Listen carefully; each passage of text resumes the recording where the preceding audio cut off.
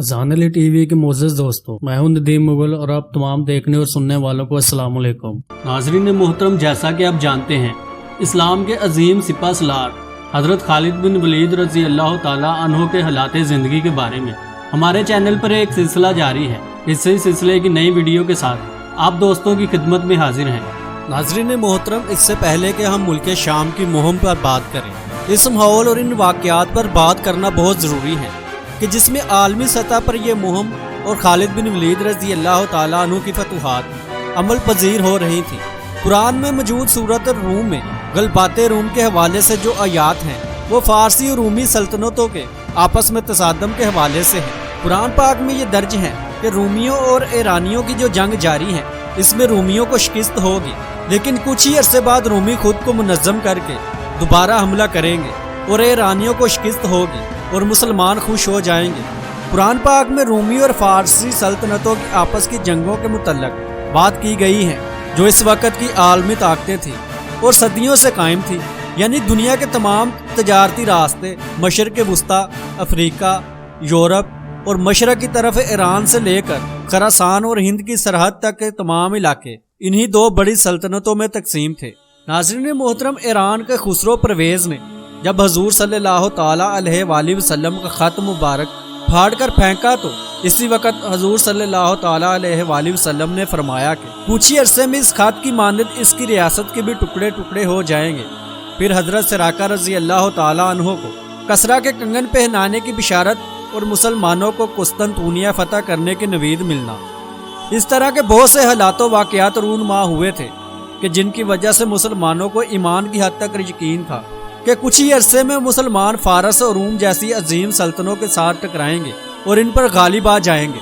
फितना अर्तदाद के खात्मे के बाद जजीरा नुमा अरब में इस्लाम का मुकम्मल तौर पर गलबा हो चुका था, मगर इस वक्त तक मुसलमानों ने कोई असगरी मुहिम जजीरा नुमा अरब से बाहर निकल कर नहीं की थी। इसके लिए गैर मामूली फरासत, तदब्बुर और जुरत की ज़रूरत थी। ईरानी सल्तनत जो कि कई सदियों से कायम व दायम थी, अब इसके खिलाफ एक मुहिम रवाना की जानी थी। इसके लिए हजरत खालिद बिन वलीद रज़ी अल्लाह ताला अन्हु से बेहतर इंतखाब नहीं हो सकता था।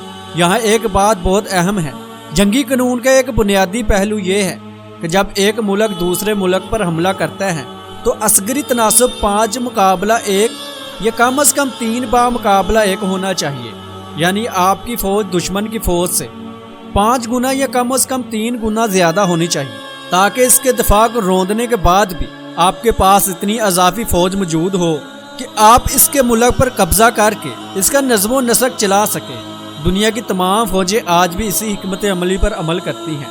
नाज़रीन मोहतरम, रूमी और फ़ारसी सल्तनतें भी इसी तरीक़ाकार पर कारबंद थी, ये फ़ैसला करने के लिए कि मैदान जंग में फ़तह या शिकस्त किसका मुकद्दर होगी। इनके नज़दीक भी अददी और असगरी बरतरी बहुत अहमियत की हामिल थी। इनके तमाम जर्नल अपनी फ़ौजी और असगरी हिकमत अमली की बुनियाद इसी बात पर रखते थे कि अददी बरतरी किसके पास है और फ़ौजी हथियार और साजो सामान किसके पास ज़्यादा है। एक बहुत बड़ा अंसर के जो मुसलमानों के हक़ में जाता था वो ये था कि रोम और ईरान एक दूसरे से लड़ लड़ कर थक चुके थे। कई बरस से इनकी आपस में खून रेज जंगें चल रही थी। सल्तनत फ़ारस के हवाले से एक और अहम अंसर ये था कि वहाँ तवाइफुल मलूकी फैली हुई थी। इसका मरकज़ कमज़ोर हो चुका था और सूबे बिखर रहे थे। अगरचे अभी भी अफवाज फ़ारस बहुत बड़ी ताकत की सूरत में अपनी जगह मौजूद थी। ऐसी फैसला साजी का फुकतान था जो एक मजबूत सल्तनत को उखाड़ने के लिए ज़रूरी थी। इन हालात में जब खालिद बिन वलीद रज़ी अल्लाह ताला अन्हु को ईरान पर यलगार करने के लिए भेजा गया तो उन्होंने वो कुछ किया जो इससे पहले या इसके बाद हरबी और असगरी तारीख में कभी नहीं देखा गया था। उन्होंने तमाम जंगी कवानीन नए अंदाज से लिखे। 1400 साल गुजर जाने के बावजूद आज भी दुनिया हजरत खालिद बिन वलीद रज़ी अल्लाह ताला अन्हु की जंगों से सबक सीखती है। इसमें कोई शुबा नहीं कि बाद में आने वाली मुसलमान सल्तनतों ने सैयदना खालिद बिन वलीद रज़ी अल्लाह ताला अन्हु की इतनी कदर नहीं की कि जितनी मगरबी दुनिया अपने सिपा सलारों और जर्नलों की करती है।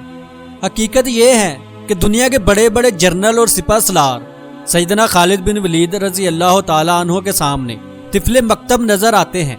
नाज़रीन मोहतरम, जब मुसलमानों ने इराक जो इस वक्त सल्तनत फ़ारस का सूबा था पर हमला किया तो जो फौज भी मुसलमानों के मुकाबले पर आई वो इनसे कम से कम 5 गुना बड़ी होती।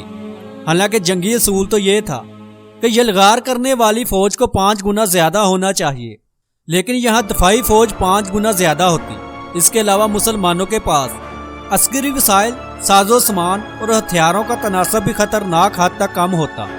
मुसलमानों की वो फौज एक गैर मामूली फौज थी कि जिसमें ना कोई अफसर था और ना कोई जवान।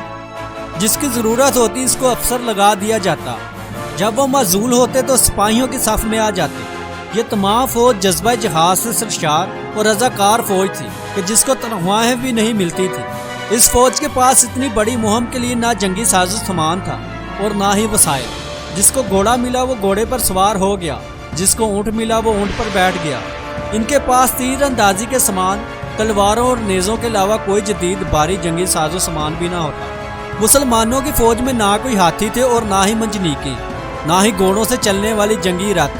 फौज के पास कोई बाकायदा यूनिफॉर्म भी नहीं था, फकत फटे पुराने कपड़े, यहाँ तक के ढाले यानी शील्ड भी ना होने के बराबर थी। बाद औकात तो तलवारें भी बगैर नियाम की ही होती, इनके गिर्द सिर्फ कपड़ा लपेटा होता। अंदाज़ा कीजिए ये वो फौज थी कि जो सैयदना खालिद बिन वलीद रज़ी अल्लाह तआला अन्हु की क़ियादत में जज़ीरा नुमा अरब से निकलकर दुनिया की अजीम तरीन सल्तनत फारिस को चैलेंज करने जा रही थी। इराकी मुहिम के दौरान जो जंगें लड़ी गई, इनमें हलाकतों का तनासब हैरान कुन था।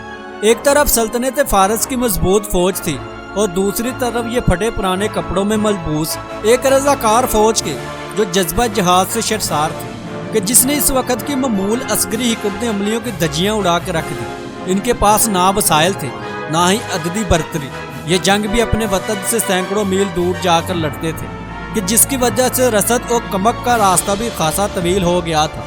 मगर इसके बावजूद जब जंग होती तो हलाकतों का तनासब कुछ यूं होता कि जैसे 50,000 दुश्मन जहन्नम हासिल तो सिर्फ 400 मुसलमान शहीद, यानी हलाकतों का तनासब ही अकल दंग कर देने वाला होता। आज तक दुनिया के तमाम अस्करी माहिर ये समझने से कासिर हैं कि इस कदर कलील फौज के साथ मुसलमान किस तरह इतनी बड़ी तादाद में, जबकि इनका नुकसान ना होने के बराबर होता था।